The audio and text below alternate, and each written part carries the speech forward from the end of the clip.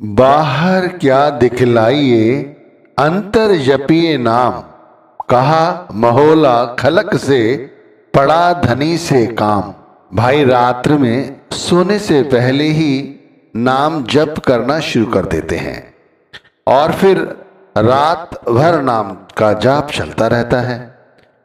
ध्यान परमात्मा का गुरु का बना रहता है और जब सुबह उठते हैं तो ऐसा लगता है जैसे अभी नाम जप रहे हैं, अभी भी गुरु का परमात्मा का ध्यान है। तो मैं आपसे यही कहूँगा कि आप सुबह उठें तो सबसे पहले गुरु का ध्यान करें, परमात्मा का ध्यान करें।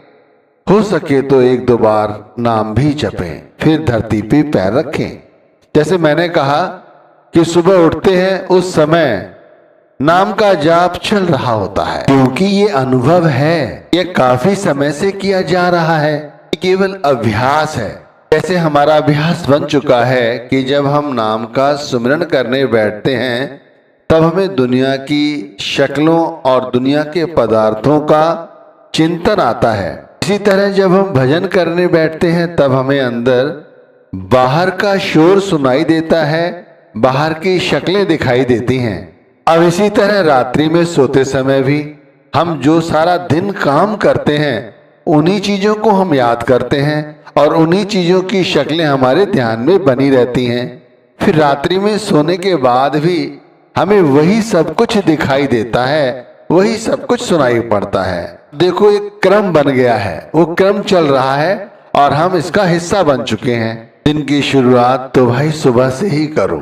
मैं कहता हूँ सुबह उठो और सबसे पहले गुरु आरती करो, परमात्मा आरती करो। आरती का मतलब ये नहीं है कि कोई थाल सजाओ, बाहर के दिए दीपक जलाओ, जला सकते हो तो ठीक है। वैसे नाम की जो भजन बंदगी करते हैं उनके लिए तो यही है कि वो एक साधारण से आसन पर बैठें और गुरु का ध्यान करें और गुरु की आरती करें। आरती का मतलब गुरु की जो ललाट है, गुरु की जो आंखें हैं, उनके साथ अपने ख्याल को जोड़ें और तीन चीजों का ध्यान रखें, अपने तन, अपने मन और अपनी आत्मा को, तीनों को एक साथ रखते हुए गुरु वंदना करें। जो नाम जप रहे हैं वो गुरु वंदना ही है, गुरु भक्ति ही है, गुरु की आरती ही है। अब इस तरह की आरती करो कि एक आसन पर बैठे हुए हैं, बगैर हिले डुले, बगैर किसी कौतूहल के हमारे मन में सिर्फ गुरु समाया हुआ है, गुरु का स्वरूप समाया हुआ है और कुछ नहीं। आत्मा गुरु के स्वरूप के साथ पूरी तरह से जुड़ी हुई है। मन नाम को बार बार दोहरा रहा है। यही गुरु की सच्ची आरती है। यहाँ देखो कोई थाल नहीं है, कोई ज्योति नहीं है, ना ही हम कोई ज्योत जला रहे हैं। देखो ये नाम भक्ति है। बहिर्मुखी भक्ति अलग होती है, ये अंतर्मुख भक्ति है, नाम भक्ति है, गुरु भक्ति है। तो इसे इस तरह से आरती हम गुरु की कर सकते हैं। सुबह उठे, आसन पर बैठे, बगैर हिले डुले, तीन चीजों का साथ लिया, तन का, मन का और अपनी आत्मा का, तीनों को एक साथ रखकर गुरु की आरती कर रहे हैं। थाल सजाया हुआ है, थाल के अंदर दीपक भी है, फूल भी है, रोरी भी है, तिलक के सब सामान है और हम आरती कर रहे हैं, गुरु पे पुष्प चढ़ा रहे हैं। ये मानसिक आरती है। देखो गुरु का ध्यान इस तरह से करो। मैं तो कहता हूं शुरुआत इस तरह से ही करो।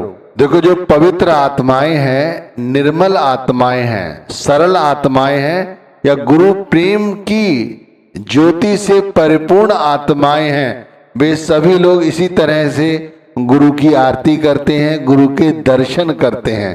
हर रोज सुबह उठकर लोग गुरु के इसी तरह दर्शन करते हैं। अब आप समझो अपने व्यापार करते हो आप, या अपने आप को सजाते संवारते हो, तो अपने व्यापार में भी कुछ नया करने की कोशिश करते हो, चेंज करते हो जिससे आपका व्यापार बढ़े। इसी तरह अपने वस्त्र बदलते हो, तरह तरह के श्रृंगार करते हो। तो भक्ति रस भी तो इसी तरह का एक श्रृंगार है। उसके अंदर तरह तरह से क्यों नहीं कुछ सजाते।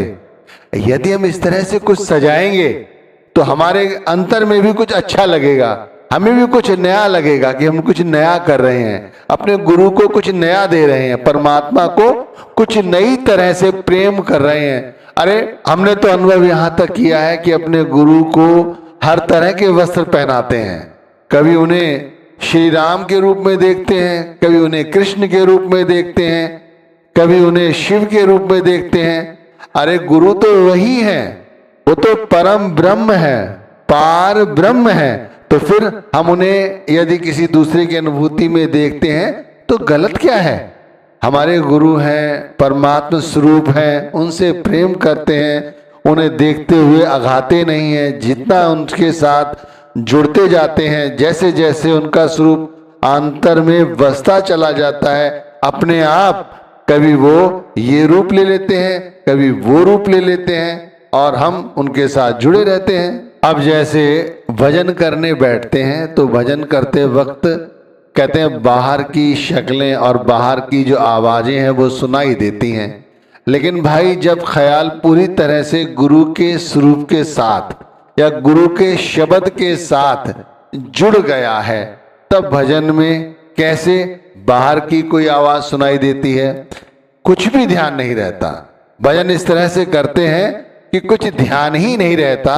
भाई जैसे थोड़ी देर बैठे और बैठने के बाद थोड़ी देर में ही भूल जाते हैं हम हैं कौन, क्योंकि यह ऐसा अभ्यास है जिसके अंदर हमें कुछ याद करने की जरूरत नहीं है। मैं कहना चाहता हूं सभी से कि गुरु की परख मत किया करो। ऐसे विचार आते ही हमारा परमार्थ का जो भी धन है वो सब छीन हो जाता है, हमारा परमार्थ का बैंक बैलेंस शून्य हो जाता है और दूसरों के विषय में सोचना बंद कर दो। हम ज्यादातर दूसरे लोगों के विषय में ही सोचते रहते हैं कि वो व्यक्ति मेरे विषय में क्या सोचता है। दूसरों की बातें करते रहते हैं। दूसरों से क्या लेना देना भाई? जितना दूसरों की चिंता करते हो उतनी अपनी चिंता करो, अपने विषय में सोचो। इससे तो मन पवित्र रहेगा, मन में दूषित विचार नहीं आएंगे और दूसरे के साथ भी हमारे संबंध अच्छे रहेंगे। क्योंकि जब हम दूसरों के विषय में सोचते हैं यानी हमें उनसे कुछ न कुछ आसक्ति होती ही है। जब वो आसक्ति पूरी नहीं होती फिर हमें दुख होता है, चाहे वो घर का ही कोई सदस्य हो, चाहे कोई मित्र हो, चाहे कोई शत्रु हो, चाहे हमारा ग्राहक हो, चाहे हमारा कोई ऑफिसर हो। हमें कम से कम किसी दूसरे व्यक्ति के विषय में सोचना है, उतना सोचना है जितना जरूरत है, बस ज्यादा नहीं सोचना है। अगर सोचना ही है तो नाम के विषय में सोचो।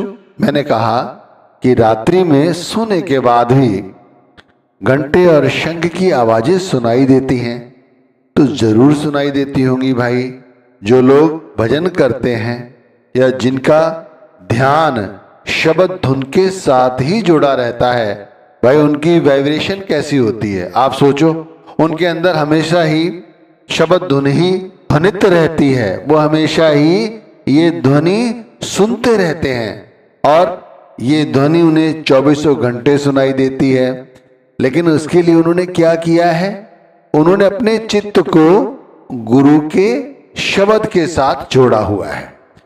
वो दूसरे लोगों का चिंतन नहीं करते, वे परमात्मा का चिंतन करते हैं, शब्द का चिंतन करते हैं।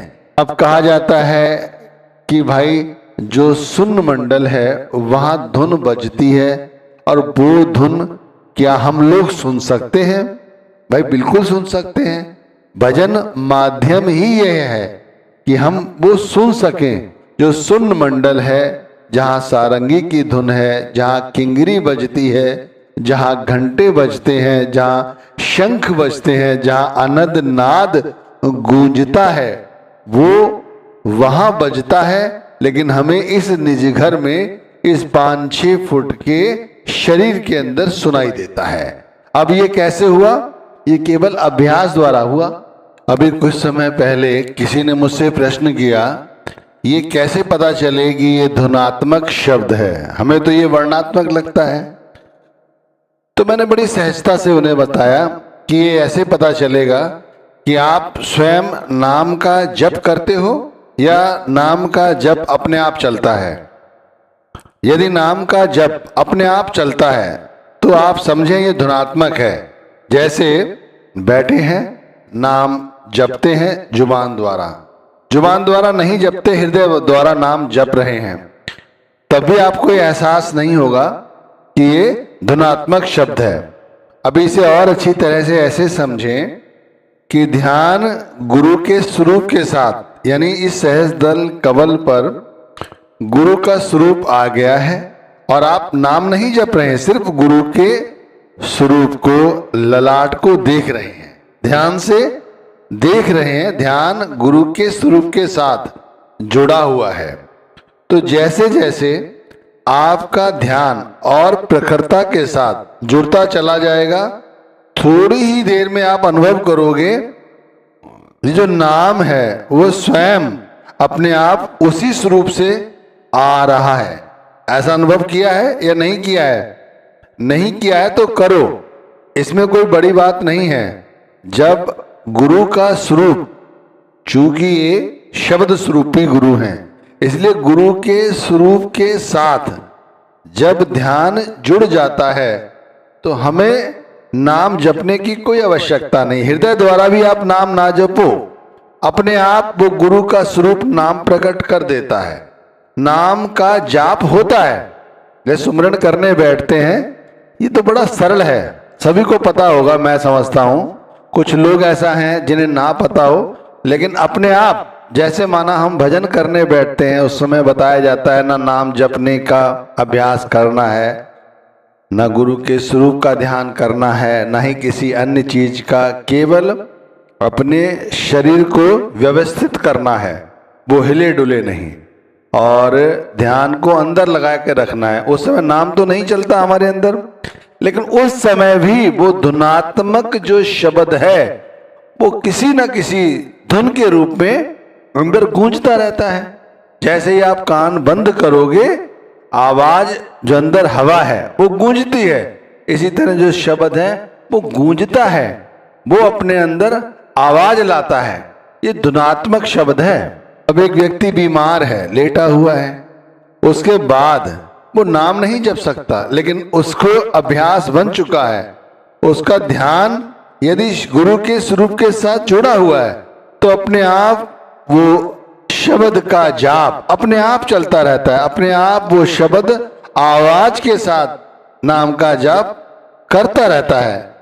इसे और अच्छी तरह समझना चाहते हो तो ऐसे समझो जैसे हम रात्रि में सोने लगे और सोते सोते हम नाम जप करते करते सो जाते हैं। तो जब नाम जप रहे होते हैं सोते समय, उस समय नाम जपना बंद कर दो, बिल्कुल बंद कर दो। गुरु के स्वरूप के साथ अपने ध्यान को जोड़ो बिल्कुल। जब आपके गुरु का स्वरूप बिल्कुल स्वच्छ और स्पष्ट दिखाई देने लगे, तब आप खुद ही देखेंगे उसी स्वरूप से नाम अपने आप प्रकट हो रहा है। भाई इसी तरह जब भजन करते हैं तो भजन में जब प्रकाश दिखाई देता है, जिसे शब्द का प्रकाश कहते हैं, उस प्रकाश के अंदर भी क्या महसूस होता है? जैसे सिंहासन पर परम ब्रह्म बैठे हुए हैं, तो पहले उस सिंहासन के विषय में क्या अनुभव हो सकता है? आप समझें, एक ऐसा सिंहासन जो प्रकाशित है, जिसमें तरह तरह के प्रकाश अपने आप चमक रहे हैं, उस प्रकाश का वर्णन कितना जुबान द्वारा समझाऊं, समझ नहीं पाओगे आप। लेकिन आप अभ्यास करो तो पाओगे कि भजन में एक ऐसा प्रकाशमान सिंहासन दिखाई देता है जिस पर वो परम ब्रह्म ओमकार बैठा हुआ है।